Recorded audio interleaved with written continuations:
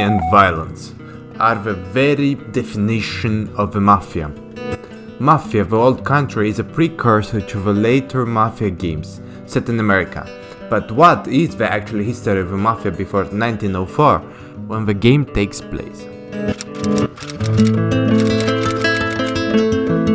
In the 1800s, Sicily saw the fall of Napoleon. In 1806, the island was merged into the kingdom of the two Sicilies under Ferdinand I, but reform never came. On this land of beauty, poverty ruled. The contadini, poor farmers, worked under the burning Mediterranean sun. The aristocrats, the real owners of the land, lived far away in luxury. The gap between rich and poor could not have been wider. Life of a contadini was hard. Work passed from parent to child. Meat was rare, often eaten only on Sundays. Families survived by farming, fishing, peddling or small trades. Fathers ruled the household, mothers managed money and dowries. Arranged marriages were the norm and sometimes the only path to a better life.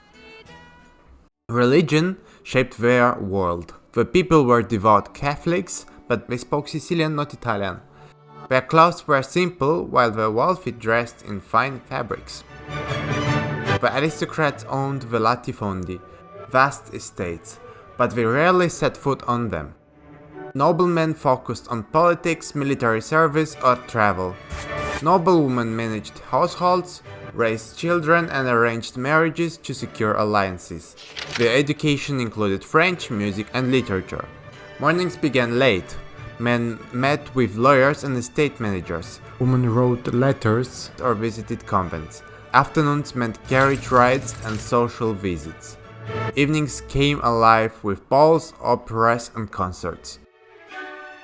Palermo's Teatro Massimo and Catania's Teatro Bellini were their glittering stages. Meals were lavish, imported wines, rich meats, sweets, and delicacies. But who actually controlled the land? The answer was the Gabelotti. The Gabelotti were not noblemen, they were not peasants either. They were middlemen. They collected rents, they settled disputes, they hired private guards, the campieri. Armed militias that protected crops, estates, and the Gabelotti themselves. They ruled through fear and intimidation, and their methods foreshadowed the Mafia. Then came 1812. Feudalism was abolished, the aristocrats lost their ancient privileges and much of their wealth. But the land still needed control, and that control fell to the Gabelotti. No longer middlemen, they became the real power brokers of Sicily. For the peasants, life only grew worse. Now came the pits of protection money. Refusal meant risk, fields burned, livestock stolen, sometimes death. What began as land management became something darker. Extortion, organized violence, the Mafia.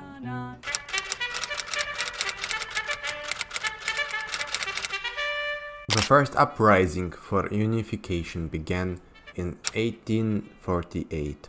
Revolts erupted against foreign powers, especially Austria. For centuries, outsiders had ruled the land. Now Italians demanded their own nation. From 1859, the battles for independence intensified. With French support, Austria was defeated in northern Italy. Piedmont, led by King Victor Emmanuel, gained momentum, and then came Giuseppe Garibaldi. Garibaldi and his 1,000 volunteers landed in Sicily. Their campaign swept across the island like wildfire. Poor farmers, tired of their lords, often joined them. By the end, Garibaldi marched through southern Italy, and then in 1861 the Kingdom of Italy was proclaimed. Victor Emmanuel II became king. A decade later, Rome itself fell, completing unification. For the north, this was a triumph. For Sicily, it was complicated. The new central government barely understood the island. To officials in Turin, later in Rome, Sicily seemed backwards and rebellious. Sicilians in turn mistrusted these outlanders, as yet another set of rulers who took but never gave. Taxes rose, conscription took their sons. and promises of reform never reached the poor.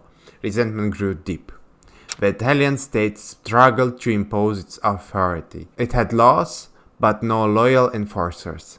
So it turned to the one organization that already controlled Sicily: the Mafia. In towns and villages, Mafia bosses became intermediaries. Need votes secured? Call the Mafia. Need taxes collected or order kept? The Mafia already had the muscle.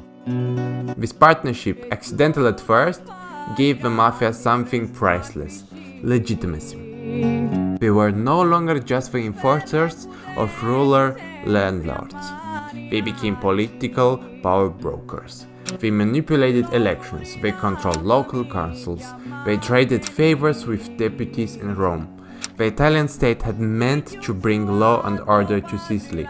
Instead, they gave the Mafia the foothold it needed, placed not just in the shadows of power, but instead power itself. And once rooted, the Mafia would never let go. Sicily was in crisis. Poverty, high taxes, and political unrest pushed thousands to leave. Families sold what little they had, said goodbyes to their villages, and sailed for America.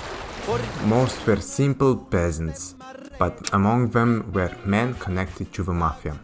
In immigrant neighborhoods like New York's Little Italy and New Orleans, these men blended in, but they quickly began to rebuild the same patterns of extortion they knew from Sicily. One of the most infamous methods was called the Black Hand. Shopkeepers and workers would receive letters marked with sinister drawings, daggers, coffins, or black hand imprints, demanding money. If they refused, violence often followed.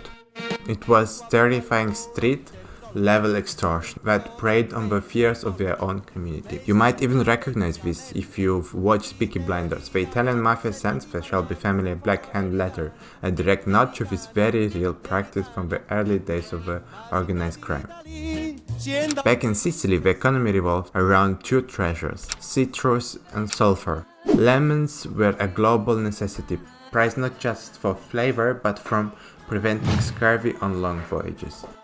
At the time, British and American shipping companies bought Sicilian lemons by the ton, making the island the center of a booming global trade.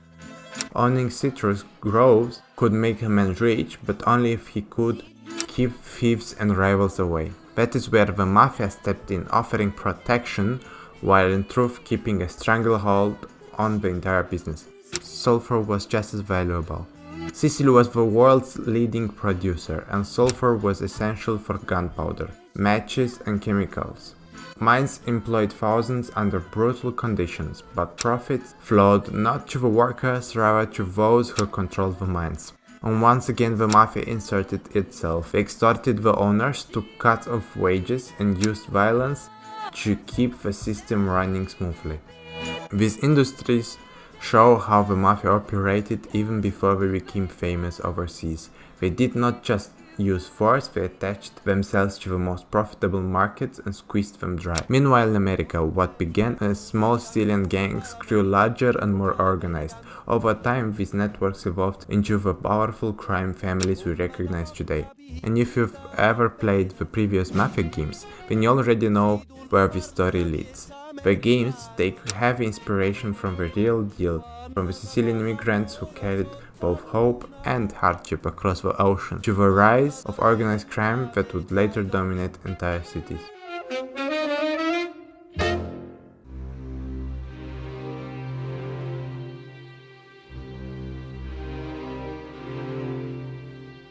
The Mafia had completely taken its foothold.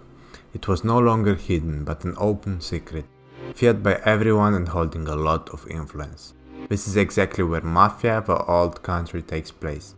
Here you can get to experience the story with a knowledge of what happened before, how it all began and grew into something far bigger.